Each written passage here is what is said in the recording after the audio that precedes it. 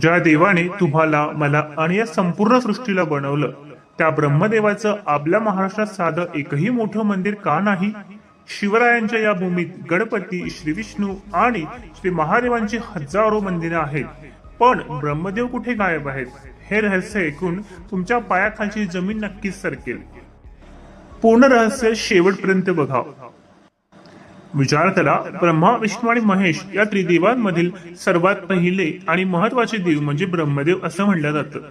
तरीही आपण त्यांची पूजा का करत नाही? यामागे दडलंय एका भयंकर श्रापाचं रहस्य. तर मित्रांनो, कथा अशी आहे की एकदा ब्रह्मदेवाला पृथ्वीवर एक महायज्ञ करायचा होता.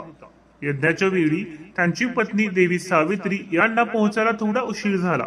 शुभमुहूर्त निघून जात होता, म्हणून ब्रह्मदेवाने थेट एका स्थानिक कन्येशी म्हणजेच गायत्री देवीशी लग्न केलं आणि यज्ञाला सुरुवात केली.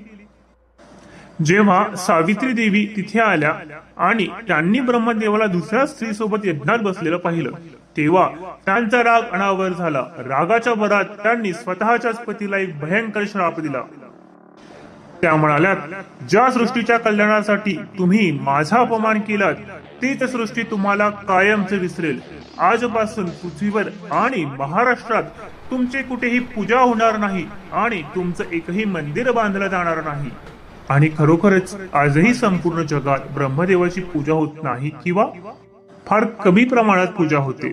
फक्त राजस्थानच्या पुष्कर मध्येच त्यांचे एकमेव मोठं मंदिर आहे जिथे हा यज्ञ झाला होता. महाराष्ट्रात, कोकणात, नेरूळ किंवा नालासोपारा येथे फक्त त्यांच्या काही छोट्या मूर्त्या आहेत, पण मुख्य देवता म्हणून त्यांना कोणीही पूजत नाही. ज्या देवाने हे पूर्ण जग बनवलं आहे, त्याला एका चुकीमुळे एवढी मोठी शिक्षा मिळाली. मग विचार करा, सामान्य माणसाचं काय होईल?